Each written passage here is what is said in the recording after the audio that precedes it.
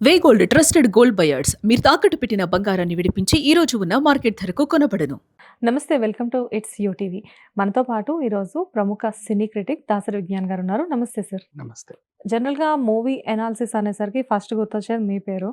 అందులో భాగంగా నేను ఈరోజు 'పెద్ది' గురించి మాట్లాడదాం. సార్, చాలా వరకు ఇప్పటికి కూడా మూవీ వచ్చి 1 వీక్ అవుతున్నా కానీ ఇంకా చాలామంది మూవీకి వెళ్ళలేదు. బికాజ్ ఏంటంటే మూవీ హిట్టా ఫట్టా అని చెప్పేసేసి ఇంకా దాని గురించి ఒక చర్చ అయితే జరుగుతూ ఉంది. నేనైతే మూవీకి వెళ్ళాను. నాకైతే నచ్చింది. బికాజ్ ఏంటంటే ఒక ఆర్టిస్ట్ గానో లేకపోతే ఒక టెక్నీషియన్ గానో మాత్రమే యాంకర్స్ మూవీస్ చూస్తారు. అందులో నేను ఒకదాన్ని. అండ్ యాస్ ఎ క్రిటిక్‌గా మీరు చెప్పండి, అసలు వాట్ ఈస్ 'పెద్ది'? పెద్ది ఎందుకు వివాదాస్పదమైందనేదా? ఎగ్జాక్ట్‌లీ. వివాదం ఎందుకయిందంటే ఏదన్నా ఒకటి అలా వచ్చి అలా వెళ్ళింది. అందులో ఏదైనా పాయింట్స్ ఉన్నాయంటే ఎవరు పట్టించుకోరు. హ్మ్. చిన్న చిన్న సినిమాలలో కూడా అశ్లీలత, అసభ్యత ఉంటది. బూతులుంటాయి. మితిమీరిన వయలెన్స్ ఉంటది. చూడకూడనివి ఏమైనా ఉంటాయి. కొన్నిటికి ఏ సర్టిఫికేట్లు ఇస్తారు.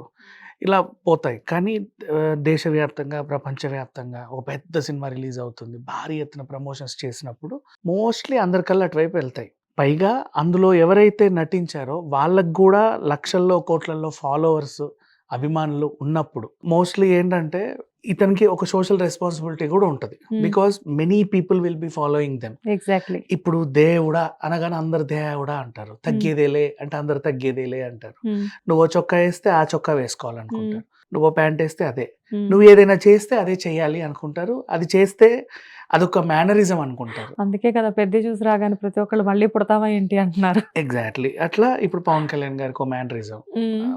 కొన్ని యాక్సెసరీస్ ఉంటాయి. ఆ రెడ్ కలర్ టవల్, హ్మ్. గ్లాస్ ఇలాంటివి.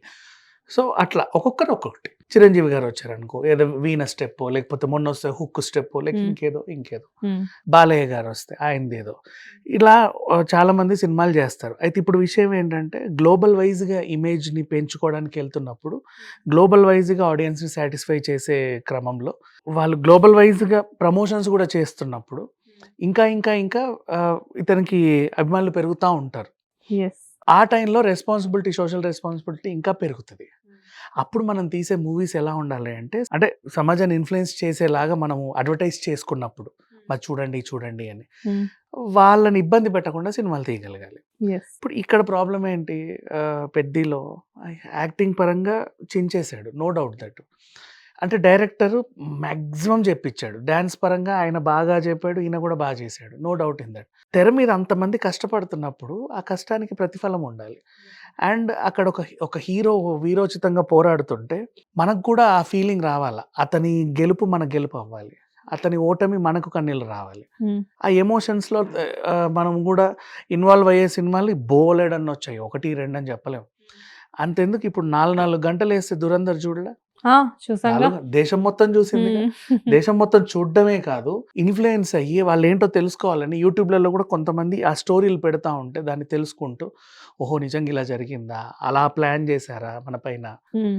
పాకిస్తాన్ వాళ్ళు ఇలా చేశారా? అలా చేశారా? అని అందరికి కొంచెం ఏదో ఉడికిపోయింది. అవన్నీ గూడా. అట్లా తీయడం గ్రేట్. నెక్స్ట్ ఇప్పుడు 'స్కామ్ 1992' ఉంది. హర్షద్ మెహతా వెర్షన్ చెప్పారు. అవును. మళ్ళీ మన 'లక్కీ భాస్కర్' వైస్‌గా ఇటు బ్యాంక్ నుంచి ఏం జరిగిందో చెప్పారు. అవును. ఈరోజు రిలీజ్ అయిన 'గవర్నర్' మూవీ. ఈరోజే మనోజ్ బాజ్‌పేయి యెస్. రూ. 50 పెట్టారు టికెట్. ఆ! ఫస్ట్ 25,000 టికెట్స్‌కి. హ్మ్. ఆ టైంలో 1991 టైంలో హ్మ్. ఏం జరిగింది? సంక్షోభం ఎలా వచ్చింది? ఒక ఆర్‌బీఐ గవర్నర్ దాన్ని ఎలా సాల్వ్ చేశాడు అనేది. సంథింగ్ అంటే మనం సమాజానికి ఇప్పుడు ఏదో చెప్పే ఒక బాధ్యతలు తీసుకుంటున్నారు చాలామంది హీరోలు. పెద్ద పెద్ద సినిమాలొచ్చినా, ఏ లాంగ్వేజ్‌లో వచ్చినా. చాలామంది ఇన్‌ఫ్లుయెన్స్‌లు అవుతున్నారు గూడా. మోస్ట్‌లీ. నువ్వు 'పుష్పాని' స్మగ్లర్ స్టోరీ అని కొంతమందంటారు.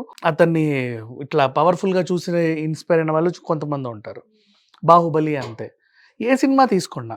ఇప్పుడు ప్రెజెంట్ వచ్చిన 'పెద్ది' గురించి మాట్లాడుకుంటే, అక్కడ ఆయన ఇబ్బంది పెట్టిన అంశాలేంటంటే, 'జాన్వీ కపూర్‌ని' అసభ్యంగా చూపించారనేది మహిళా సంఘాలు గొడవ చేస్తున్నారు. యెస్. సరే ఈయన గూడా 2 అడుగులు దిగొచ్చి, ఆ సీన్‌లో నేను కత్తిరించేస్తున్నాను. మీకింకేమి ఇబ్బంది లేదు గదా! అని అన్నాడు. నువ్వు పెట్టుకోవడమే ఆ అమ్మాయిని అసభ్యంగానే రాసుకొని పెట్టుకున్నావు. హ్మ్. నీ లిరిక్స్ గూడా సరుకు సామానే గదా! తర్వాత ఇబ్బంది పడితే మార్చుకున్నావేమో గానీ, నువ్వు క్యారెక్టర్‌ని ఊహించుకున్నప్పుడే అలా ఆ గ్లామర్ డాల్‌గా ఊహించుకొనే నువ్వు కథంతా రాసేసుకున్నావు. యెస్. మెయిన్ అదే. సరే అందరూ పోనీ. మాట్లాడేది గ్లామర్ ఆ! డాల్‌గా చూపిచ్చారు అని. ఇప్పుడు ఆ ఊర్లో ఒక ఎమ్మెల్యే కూతురంటే అలా ఉండరు యాక్చువల్‌గా. హ్మ్. Basic sense. హ్మ్.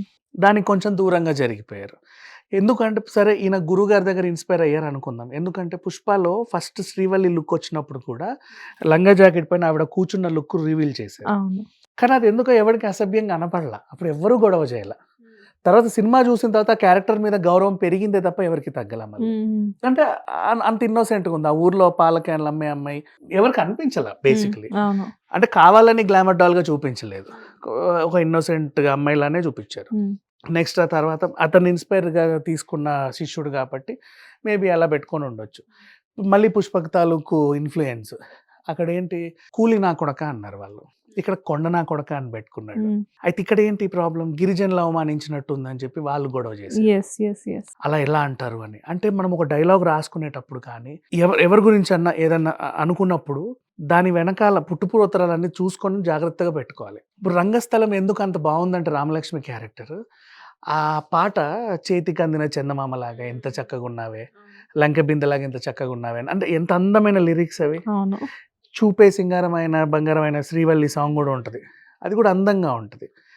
సో, ఇక్కడ గూడా ఉక్కిరిబిక్కిరి అయిపోయాడు ఆమెను చూసి. చిక్రీ అని. అవును. కాకపోతే ఏంటంటే ఇంకో రకంగా ఉంది. అంటే నీ సరుకులు, నీ సామాన్లు, నువ్వది, నువ్వు ఇది, అందుకే నాకింత పూనకం వచ్చింది అనేసరికి నచ్చలేదు. అంతే కదా! యెస్. ఆ విధంగా నెక్స్ట్ మళ్ళీ 'కొండ నా కొడకా' అనే డైలాగు అసలు చాలా దారుణమైన డైలాగ్ అది. గిరిజనులందరూ గూడా హర్ట్ అవుతారు. వాళ్ళకి నచ్చలేదు. ఇప్పుడు నువ్వు దేశవ్యాప్తంగా చూపిస్తున్నావు కాబట్టి, దేశవ్యాప్తంగా ఏజెన్సీ ప్రాంతాల్లో ఉన్న వాళ్ళందరికీ అది కొంచెం హర్ట్ అవుతా ఉంటారు. ఏ లాంగ్వేజ్‌లో అయినా సరే. Because you are releasing in multiple languages కాబట్టి. నెక్స్ట్ ఆ తర్వాత మళ్ళీ ఇంకో విషయం ఏమి ఇబ్బంది పెట్టింది అంటే, నీకు కావాల్సింది జస్ట్ ట్రాన్స్‌పోర్ట్ సిస్టమ్ మాత్రమే. దానికి ఇంత కష్టపడ్డారు. స్టార్టింగే వీళ్ళకి ఒక ఎమ్మెల్యే వచ్చాడు. హ్మ్. సార్ ఈ 1800 మందికి ఓట్లు లేవంట అంటే, ఏ ఎమ్మెల్యే అయినా వాళ్ళని కలుపుకొని ఒక హామీ ఇస్తాడు. మీరందరూ నాకు ఓటేయండి. మీకు కావాల్సిన రైలు గాని నేను ఇప్పిస్తా. అవును. నీ ప్రాబ్లమ్ అక్కడ సాల్వ్ అవుతది. సరే వాడు ఇప్పియలేదే అనుకుందాం. హ్మ్. నెక్స్ట్ నీకు ఇంకో సపోర్టింగ్ క్యారెక్టర్ దొరికింది. శివన్న క్యారెక్టర్. ఆయనకి ఇంటర్నేషనల్ వైస్‌గా ఇన్‌ఫ్లుయెన్స్ చేయగలిగే కెపాసిటీ ఉంది. హ్మ్. ఒలింపిక్స్‌కి పంపేంత ఈ కెపాసిటీ ఉంది. Even he can also solve your problem. హ్మ్. అండ్ దాన్ని అలా కాకుండా అండ్ ఇంకొకటి చాలా సింపుల్‌గా ఇప్పుడు ఎవరి సహాయమైనా తీసుకొని గూడా నువ్వు మంత్రులని వాళ్ళ వీళ్ళని కలవచ్చు చాలా. వాళ్ళ డ్రైవర్ల నంబర్‌లు తీసుకొనో ఇంకోటి. ఊరికే గేట్ దగ్గర నిలబడి ఇట్లా అంటే ఎవరు ఆగరు కదా! ఇప్పుడు రేవంత్ రెడ్డి క్యాన్వాయ్ పోతది. నేను సిగ్నల్ దగ్గర జూబ్లీ చెక్ పోస్ట్ దగ్గర నిల్చొని సార్ అంటే ఆగుతారా? ఎందుకు వి షుడ్ ఆగుతారు? Go to CM camp office. Yes. 10 yes. మందిని యెస్. కనుక్కోవాలి. అంటే ఇది కూడా మళ్ళీ బేసిక్ లెస్. అపాయింట్‌మెంట్స్ తీసుకోవాలి. బేసిక్ లెస్సే కదా! అండ్ ట్రాన్స్‌పోర్ట్ సిస్టమ్ కోసమే నువ్వు అంత ఇదిగా కాలిరగ్గొట్టుకుంటే, హ్మ్. రేపు నీకు ఇంకేదన్నా సిస్టమ్ కావాలంటే తల తీసేసుకుంటావా? అంటే ఏదో ఒకటి మనం త్యాగం చేస్తేనే మనకి గవర్నమెంట్ మనల్ని గుర్తించదు అని చెప్పేసి ఒక పెద్ద నింద పడేసావు. అంతే కదా! అంటే ఇప్పుడు ఎట్లా నాకు ఇస్తావా? ఇవ్వవా? అంటే దానికోసమేనా సార్ కాళ్ళు చేతులు కోసుకుంటే, కాళ్ళు చేతులు విరగ్గొట్టుకుంటే సినిమా హిట్ అవుతుందా అని చెప్పి ట్యాగ్ లైన్స్ పెడుతున్నారు? మేబీ అందుకే. అది కూడా ఇబ్బందే. అండ్ ఇంకోటి రైల్వే సిస్టమ్‌లో కూడా ఇంకో చిన్న ఇబ్బంది పెట్టారు. హ్మ్. ట్రైన్ బయట ఇలా కాలు పెడితే ఇరగదు. ఇంకో ట్రైన్ వచ్చి కొట్టేసి. అంత దగ్గర ట్రైన్స్ పోవు. బేసిక్ డిస్టెన్స్ ఉంటాయి. మధ్యలో ఏవైనా స్తంభాలో ఇంకేవో ఉంటే పోతాయిలే కాదనలేం. బట్ ఇంకో ట్రైన్ వచ్చి కాలు ఇరగ్గొట్టేస్తది. అంత ఐ మీన్ కామన్ సెన్స్ లేకుండా రైల్వే సిస్టమ్ డిజైన్ చేయబడల. మళ్ళీ ఇక్కడ కూడా ఒక థాట్ పోయింది. నెక్స్ట్ స్టార్టింగ్ 'జయపత్ బాబు' క్యారెక్టర్‌కి ఒక మేకోవర్ ఇచ్చాం. హ్మ్. ఆయన ట్రైన్‌కి అడ్డంగా నిలబడి జెండా ఊపి అవును. ఆపు అవునవును. అంటాడు. ఊరందరూ ఒకటైనప్పుడు మీ ఊరందరికి ఒకటే కావాలి. మీరెళ్లి అక్కడ రైలుని ఆపొచ్చు. మా ఊరు దాటాలంటే అసలు దాటనివ్వము. మాకు ఇక్కడ ఆగితేనే మేము దాటనిస్తామని కూడా గొడవ చేయొచ్చు. ఓ మ్యూచువల్ అండర్‌స్టాండింగ్‌లో. సో, ఇట్లాంటి బేసిక్ పాయింట్స్ అన్నీ పోయి అంటే ఏదో కష్టపడుతున్నారు అందరూ. మీనింగ్‌లెస్ కష్టానికి అంత పడడం ఎందుకు? అనేది ఒక ఆడియన్‌లో కలిగిన తర్వాత ఇంకా అది ఎక్కదు. వాళ్ళెంత కష్టపడుతున్నా సరే.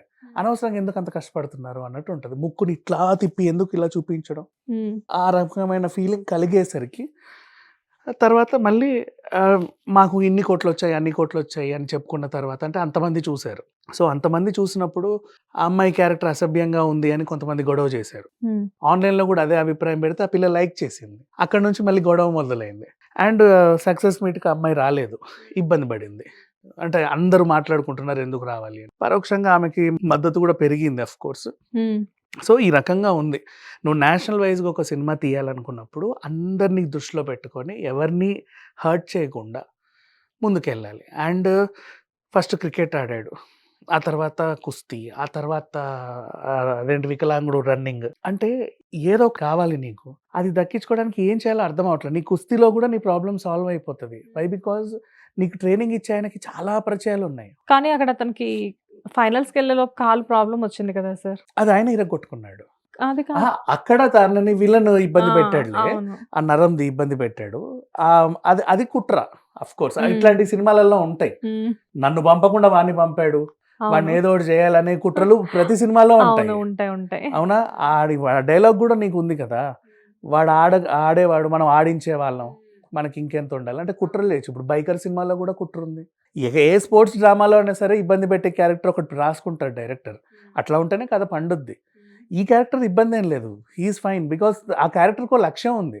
ఆ పెద్దాయన్ని నమ్ముకొని ఎప్పటినుంచో వాడు ఒలింపిక్స్‌కెళ్ళాలనుకుంటే, యెస్. ఆయన ఇంకెవరినో తీసుకొస్తే ఆయన కాలుద్ది కదా మరి. ఆ క్యారెక్టర్‌కి అర్థం ఉంది. ఓకే. బట్ ఈ క్యారెక్టర్ ఏంటంటే పెద్దాయన్ని ఉపయోగించుకొని అట్‌లీస్ట్ నువ్వు ఇంకొక మెట్టుకే ఎళ్ళొచ్చు. అక్కడ సరే ఇబ్బంది పడ్డావు. ఈసారి ఏం చేయాలి? అసలు ఇబ్బంది పెట్టిన ఈ కాలే నాకొద్దు. నేను ఇంకొక రకంగా అథ్లెట్ అయ్యి అక్కడికెళ్ళి ఎలాగైనా ఒలింపిక్స్ సాధిస్తా. ఒలింపిక్ స్టేజ్ మీద నువ్వు చెప్పావు మీ ఊరికి రైలు కావాలి అని చెప్పేసి. సో, ఇదంతా డ్రామాటిక్‌గా చూసుకుంటే ఎందుకో ఎవరికో కనెక్ట్ అవ్వలేదు అంతే. అంతకుమించి ఇంకేం సో, కాదు. ఫైనల్‌గా 'పెద్ది' బావుంది అనుకుంటూనే 'పెద్దిలో' ఉన్న చిన్న చిన్న లోపాలన్నిటిని మీరు చాలా క్లియర్‌గా ఎక్స్‌ప్లెయిన్ చేశారు. Thank you sir.